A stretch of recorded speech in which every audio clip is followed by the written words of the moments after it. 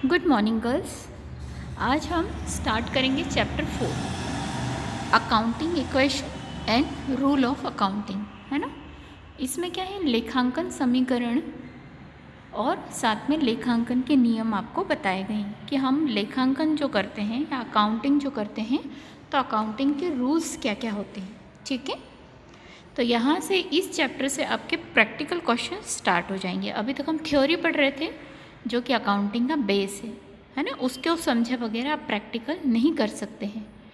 तो अब हम स्टार्ट करते हैं हमारा चैप्टर 4। सबसे पहले आपको असेट्स, है ना, हमने असेट्स के बारे में बात किया था कि बहुत सारी असेट्स होती हैं। हम टर्मिनोलॉजी भी पढ़ चुके हैं, बट इसमें काफ़ी सारी असेट्स होती हैं। ठीक है, अब असेट्स में है, सबसे पहले अगर हम बात करें तो कैश इन हैंड यानी हस्त रोकड़, जो हमारे हाथ में रोकड़ होती है ना, उसको हस्त रोकड़ कहा जाता है ना।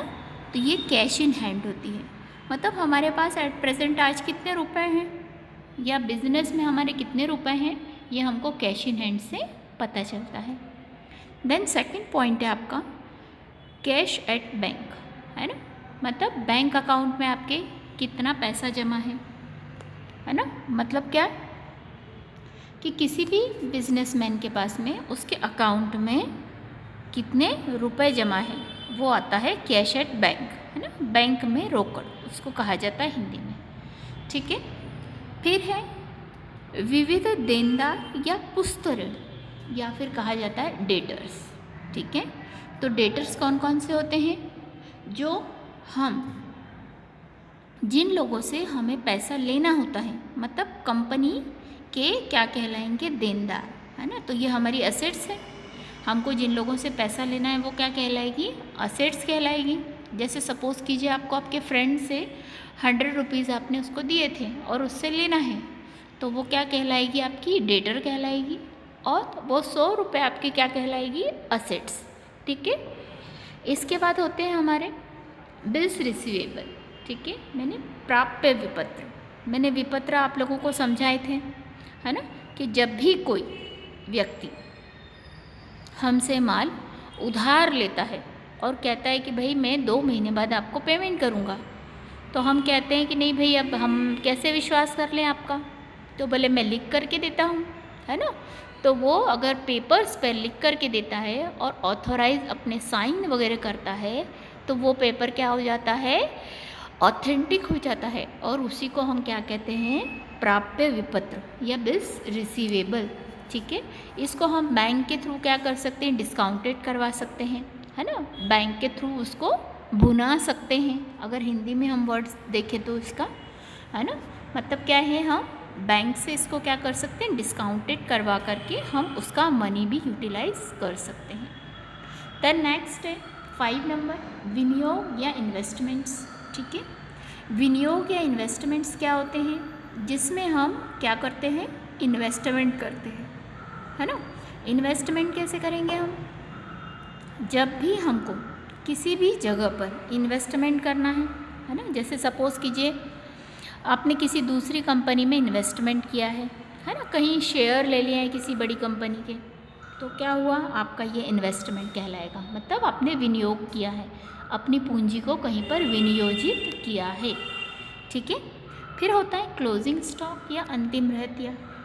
आपको सभी को पता है कि जब हम बिज़नेस शुरू करते हैं तो हमारे पास में सारा माल तो बिक नहीं जाता है, निश्चित सी बात है, कुछ स्टॉक हमारे पास में क्लोजिंग में रहता है, मतलब कुछ बिना बिका हुआ माल होता है, अनसोल्ड गुड्स, उसको हम क्या कहते हैं, अंतिम रहतिया, है ना, जो कि साल के अंत में हमारे पास बचता है, उसको हम अनसोल्ड स्टॉक कहते हैं या अंतिम रहतिया कहते हैं।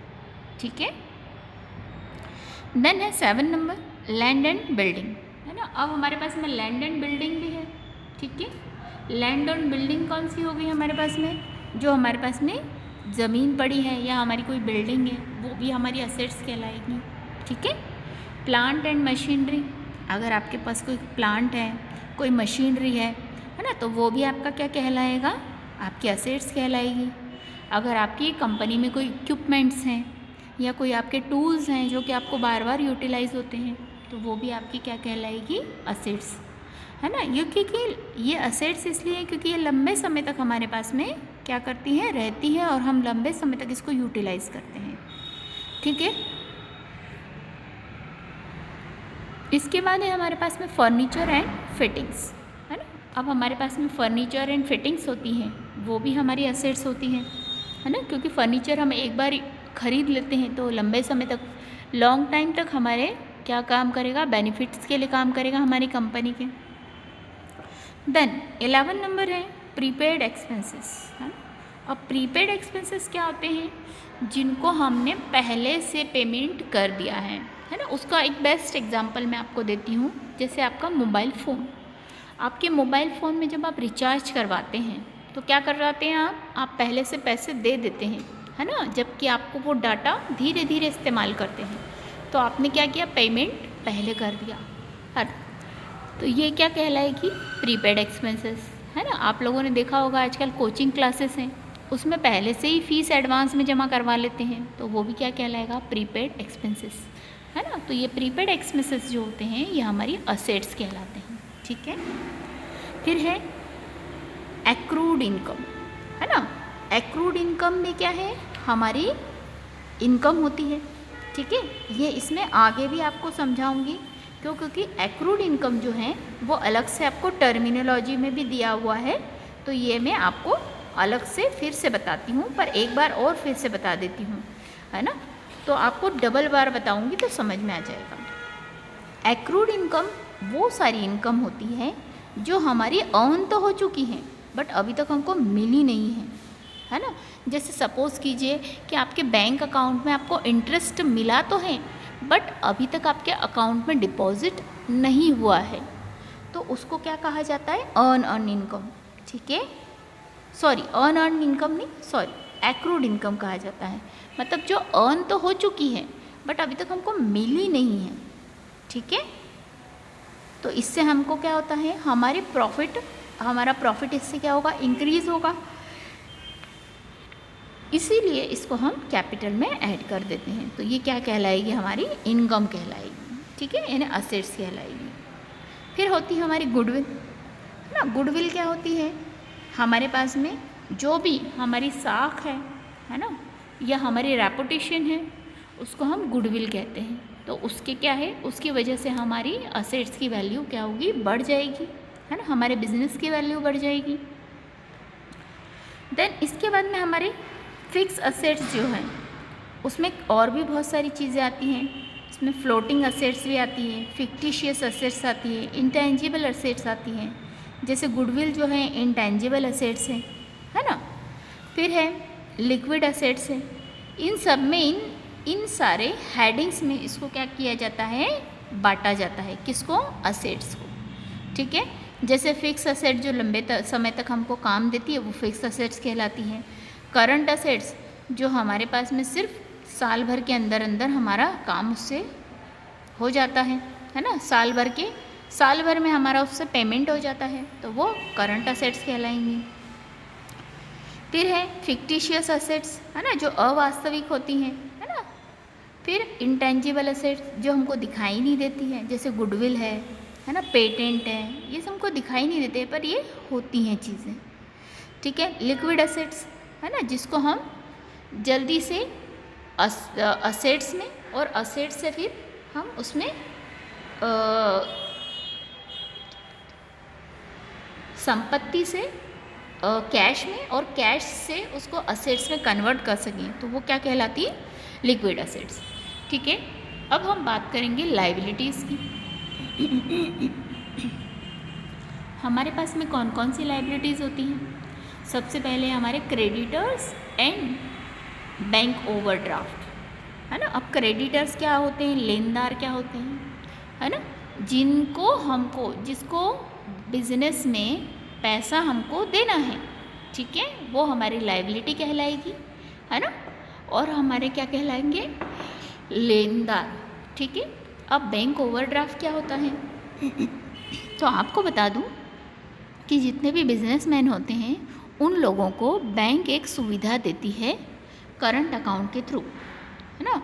करंट अकाउंट अगर वो बैंक में खोलते हैं, है ना, बिजनेसमैन, तो क्या होता है, उसमें अगर आपके अकाउंट में ज़ीरो बैलेंस भी हो और अगर आपकी लिमिट 1 लाख रुपए की है तो बैंक आपको 1 लाख रुपए तक का पैसा ऐसे ही आप अपने अकाउंट से विड्रॉ कर पाएंगे, जिसके ऊपर बैंक आपको क्या करेगा, इंटरेस्ट चार्ज करेगा। इसके लिए आपको लोन वगैरह लेने की आवश्यकता नहीं होती है, ऑटोमेटिकली आप उस लिमिट को इंक्रीज़ कर सकते हैं।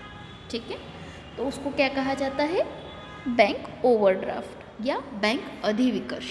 ठीक है, अब हम बात करेंगे नेक्स्ट बिल्स पेबल की। अब बिल्स पेबल क्या होता है, हमने बिल्स रिसीवेबल जैसे सुना था, उसी तरीके से बिल्स पेबल होता है, जिसका हमको पेमेंट करना होता है ना। हमें किसी ने बिल्स पेबल दिया होगा, निश्चित सी बात है, हमने किसी से पैसा उधार माल खरीदा होगा, मतलब क्रेडिट परचेसिंग की होगी, तो उसको हमने क्या किया होगा, बिल्स दिया होगा। निश्चित सी बात है कि हाँ भाई, हम आपको 2 महीने बाद या 3 महीने बाद हमारा पेमेंट कर देंगे, तो वो जो होता है वो क्या कहलाएगा, बिल्स पेबल, जिसका हमको पेमेंट करना है, तो वो क्या कहलाएगी, हमारी लायबिलिटी। ठीक है, फिर होता है बैंक लोन, है ना। बैंक लोन है, अगर आपने कहीं से बैंक का लोन लिया है तो वो भी आपकी किस में आएगी, लायबिलिटी में आएगी। देन है डेटर्स, है ना। डेटर्स क्या होते हैं, किसी भी कंपनी में लमसम अमाउंट में अगर आप कोई इन्वेस्टमेंट करते हैं और कंपनी आपको लिख करके देती है कि भाई इन्होंने इतना इतना रुपया हमारे यहाँ पर क्या किया है, इन्वेस्ट किया है, और अब कंपनी अपनी सील और साइन लगा करके देती है, तो ऐसा डॉक्यूमेंट जो होता है ऑथेंटिक होता है और उसे हम डिबेंचर के नाम से जानते हैं।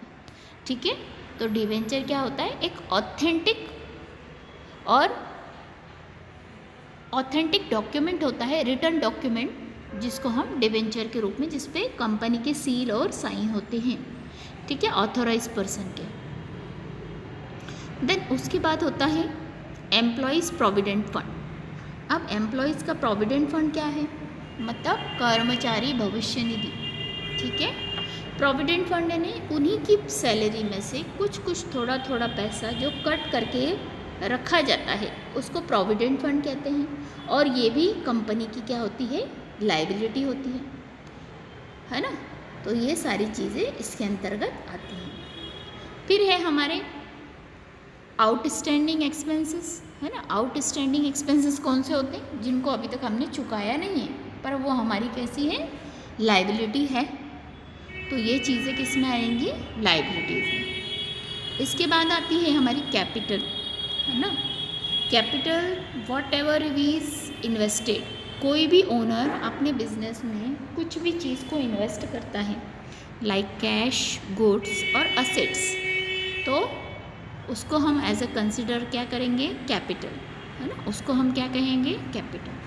मतलब व्यवसाय में कोई भी स्वामी जो है ना, बिजनेसमैन जो है, वो अपने नगद राशि, माल या संपत्ति लगाता है, तो उसको हम क्या कहेंगे, पूंजी कहेंगे, है ना।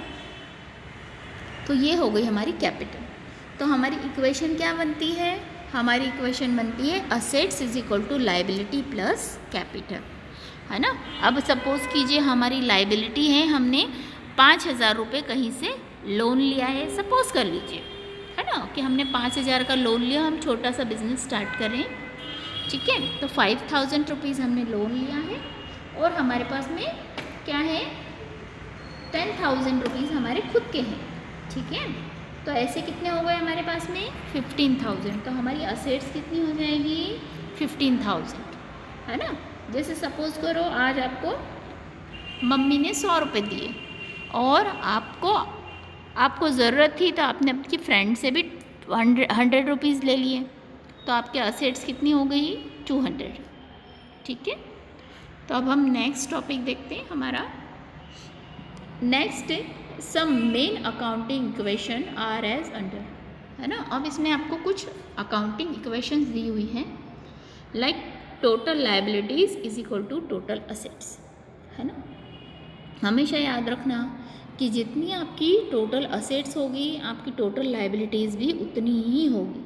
ठीक है, मतलब असेट्स के बराबर ही लायबिलिटीज़ होती है, हमेशा ये इक्वेशन होती ही होती है। है ना।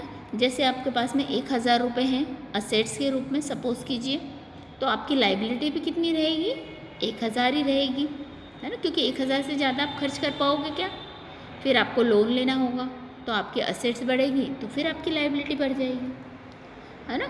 फिर है एक्सटर्नल लाइबिलिटीज़। अब एक्सटर्नल लाइबिलिटीज़ अगर हमें निकालना है तो टोटल असेट्स यानी हमारी कुल संपत्ति में से हम कैपिटल को माइनस कर देंगे, तो हमारे पास क्या आ जाएगी, लाइबिलिटीज़ आ जाएगी, है ना।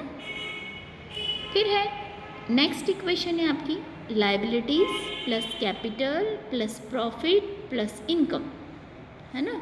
अब इसमें देखिए हमने लाइबिलिटीज़, कैपिटल को, प्रॉफिट को और इनकम को हमने प्लस किया है, तो अपोजिट में क्या हो जाएगा, असेट्स एक्सपेंसेस प्लस लॉसेस, ठीक है।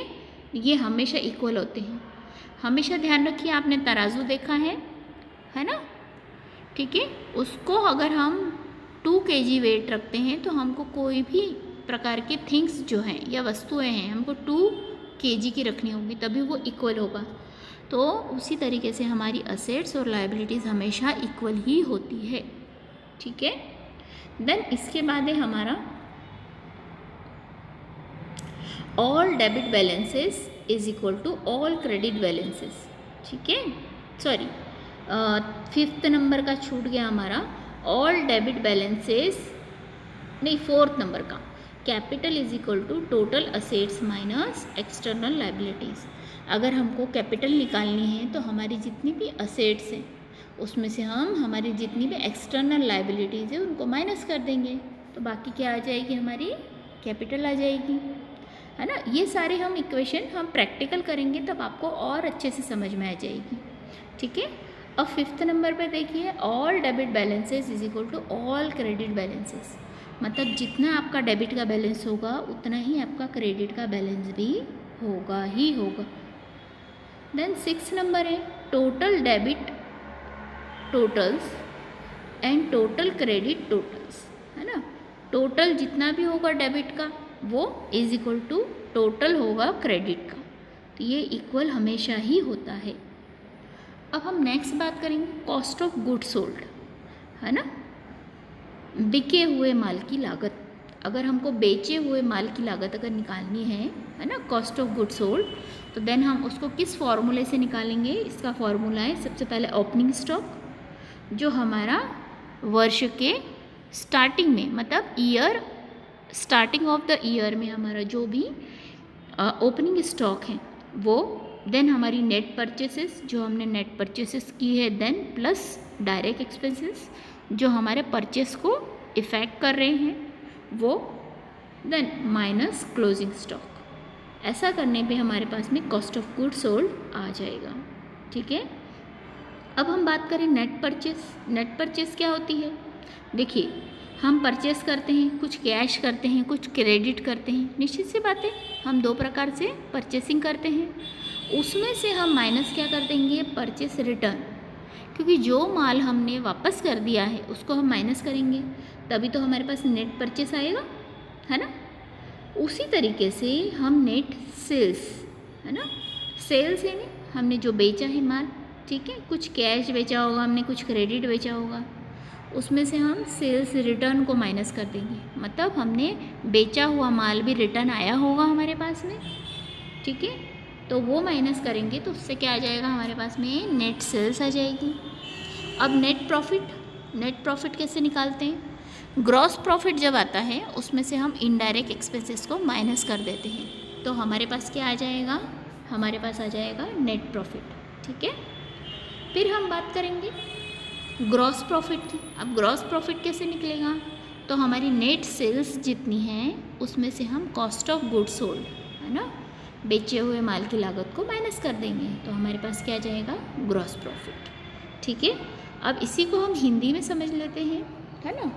अब देखिए इसमें कुल दायित्व या कुल संपत्तियाँ, तो हमेशा याद रखिएगा कि जितने भी हमारे दायित्व होते हैं उसी के बराबर हमारी संपत्तियाँ भी होती हैं, मतलब संपत्तियाँ और दायित्व कैसे होते हैं, हमेशा बराबर होते हैं, ठीक है। फिर है बाहरी दायित्व। बाहरी दायित्व हम कैसे निकालेंगे, हमारी जितनी संपत्ति है उसमें से हम क्या कर देंगे, पूंजी को माइनस कर देंगे। तो हमारे क्या आ जाएंगे, बाहरी दायित्व आ जाएंगे। ठीक है, फिर है हमारे पास में दायित्व, पूंजी, लाभ और आय, है ना। और इसके बराबरी से हमारे पास में संपत्ति, व्यय और हानियाँ ही होंगी। ये हमेशा इक्वेशन बराबर ही होती है। दायित्व, पूंजी, लाभ और आय जितने होंगे उसके बराबर ही हमारे पास में संपत्तियाँ, व्यय और हानियाँ होंगी ही होंगी। दोनों का इक्वेशन हमेशा बराबर ही आएगा। अगर बराबर नहीं है इसका मतलब आपने कहीं कोई मिस्टेक की है, रूल्स फॉलो नहीं किए हैं, इसलिए आपका रिजल्ट सही नहीं आ रहा है। देन 4th पॉइंट है पूंजी, है ना। पूंजी बराबर कुल संपत्तियाँ माइनस बाहरी दायित्व। जब भी हमको पूंजी निकालनी है या पूंजी ज्ञात करनी है तो हम संपत्ति में से बाहरी दायित्व क्या कर देंगे, माइनस कर देंगे। तो हमारे पास में क्या आ जाएगा, पूंजी आ जाएगी, है ना। सभी डेबिट शेष और सभी क्रेडिट शेष हमेशा क्या होते हैं, बराबर ही होते हैं। ठीक है, कुल डेबिट का योग और कुल क्रेडिट का योग हमेशा समान आएगा। अगर समान नहीं आ रहा है तो समझ लीजिए आपने गलती की है। अब है 7 नंबर का बेचे गए माल की लागत। अब बेचे गए माल की लागत हम किस तरीके से निकालेंगे, हमारे पास में प्रारंभिक स्कंध होगा, है ना, जो वर्ष के प्रारंभ में होता है। उसमें हम शुद्ध क्रय हमारे पास जो भी होगा, है ना, नेट परचेस या नेट क्रय बोल देंगे हम, जिसमें से हमने क्या किया है, हमने उसको माइनस कर दिया है क्रय वापसी को। इसमें हम डायरेक्ट एक्सपेंसेस यानी प्रत्यक्ष व्यय शामिल कर देंगे और उसमें से क्लोजिंग स्टॉक या अंतिम स्कंद को माइनस कर देंगे, है ना, घटा देंगे। तो हमारे पास में बेचे गए माल की लागत आ जाएगी। फिर है शुद्ध क्रय। हमेशा शुद्ध क्रय निकालते समय हम क्या करते हैं, आपको सभी को पता है, हम जब परचेसिंग करते हैं तो हम कुछ कैश भी करते हैं और कुछ हम उधार भी करते हैं। उसमें से हम क्रय वापसी को घटा देंगे तो क्या आ जाएगा हमारे पास में, माइनस करने पर नेट परचेस आ जाएगा या शुद्ध क्रय आ जाएगा। अब शुद्ध विक्रय की अगर हम बात करें तो इसमें हमारे पास में जितने भी कैश सेल्स हैं एंड क्रेडिट सेल्स यानी नकद विक्रय और उधार विक्रय, उसमें से हम क्या कर देंगे, विक्रय वापसी यानी सेल्स रिटर्न को माइनस कर देंगे, घटा देंगे। तो हमारे पास क्या आ जाएगा, शुद्ध विक्रय। अब शुद्ध लाभ कैसे निकालेंगे, सकल लाभ यानी ग्रॉस प्रॉफिट में से हम इनडायरेक्ट एक्सपेंसेस यानी अप्रत्यक्ष व्यय को घटा देंगे तो हमारे पास क्या आ जाएगा, शुद्ध लाभ आ जाएगा। अब हम सकल लाभ की बात करें तो शुद्ध विक्रय में से हम बेचे गए माल की लागत को कम कर देंगे तो क्या आ जाएगा, सकल लाभ। ठीक है, तो अब हम आगे देखते हैं एडवांटेजेस ऑफ अकाउंटिंग इक्वेशंस, है ना। अब अकाउंटिंग इक्वेशंस के क्या क्या एडवांटेजेस हैं। सबसे पहला, इट हेल्प्स अकाउंटिंग, ये अकाउंटिंग में हेल्प करता है। Then second, it helps in making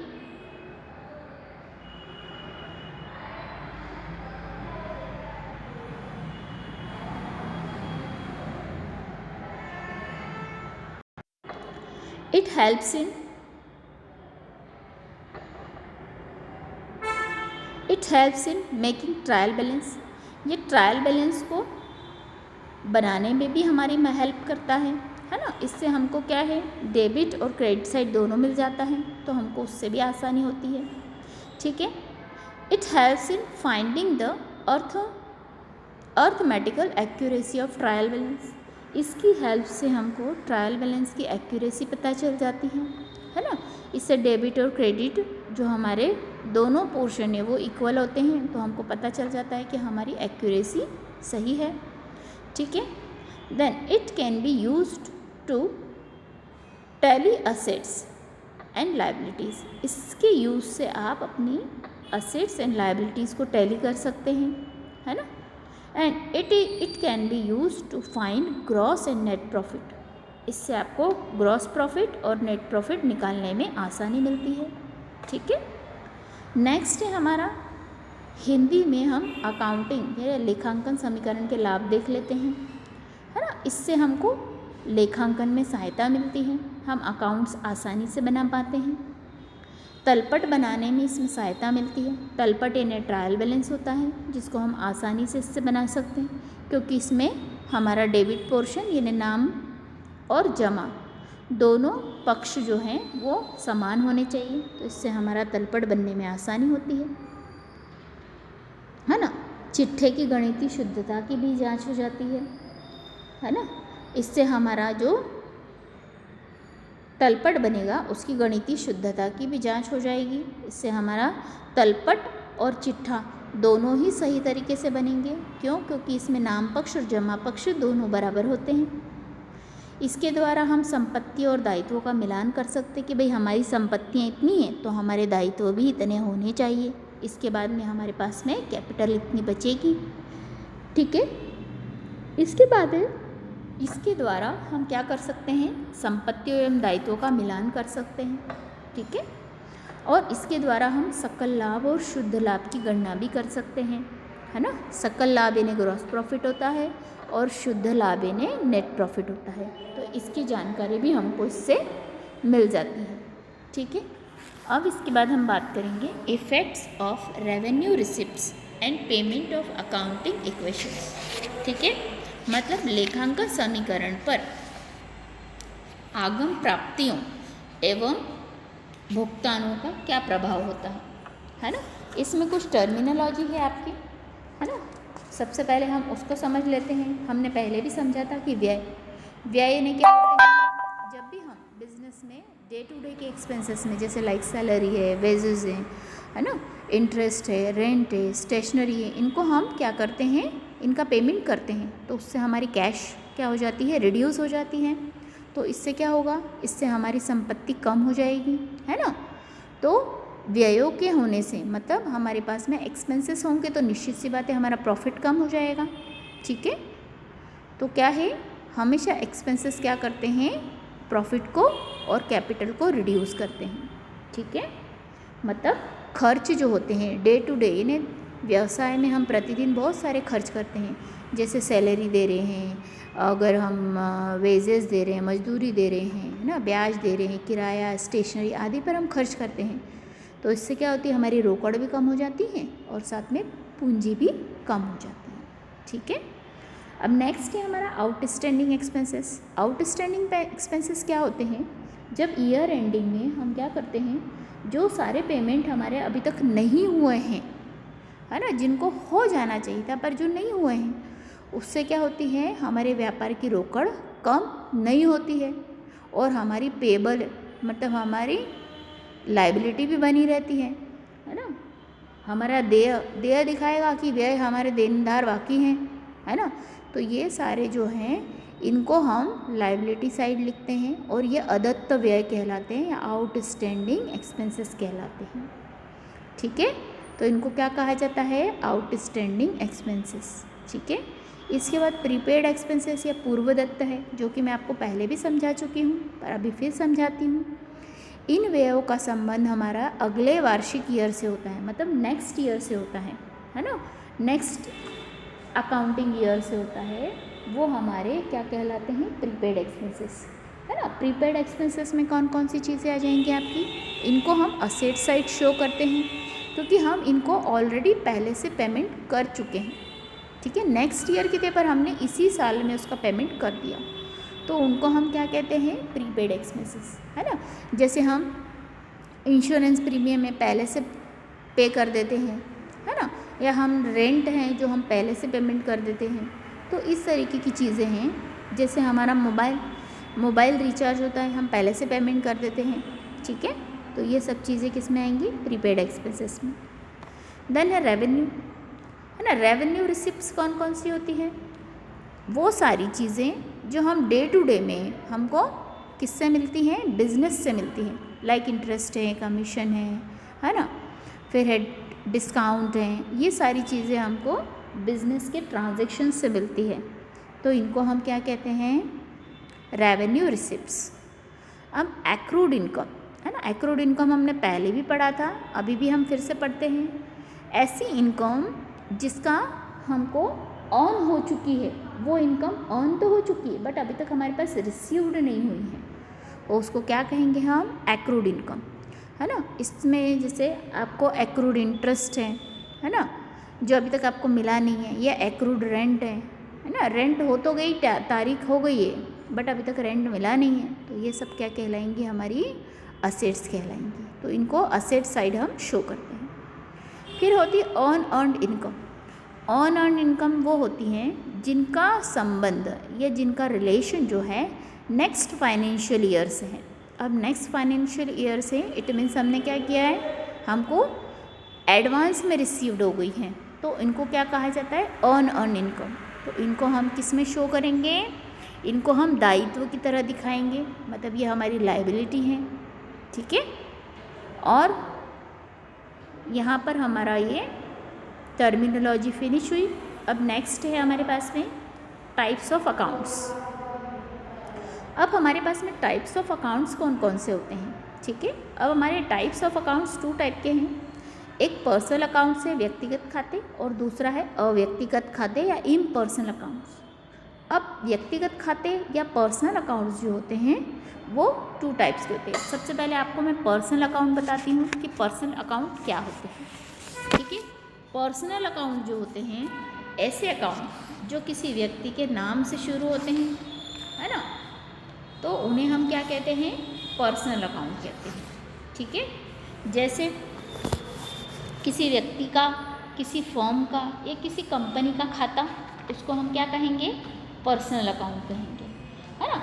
तो ये पर्सनल अकाउंट क्या होते हैं, ये किसी फर्म के, पर्सन के या कंपनी के नाम पर हो सकते हैं, है ना। अब इसके 2 टाइप्स होते हैं, एक डेटर्स अकाउंट होता है और एक क्रेडिटर्स अकाउंट होता है। देनदार खाता, है ना, देनदार खाता, ठीक है। अब देनदार खाते में क्या होते हैं, हमारे 3 प्रकार हैं, ठीक है।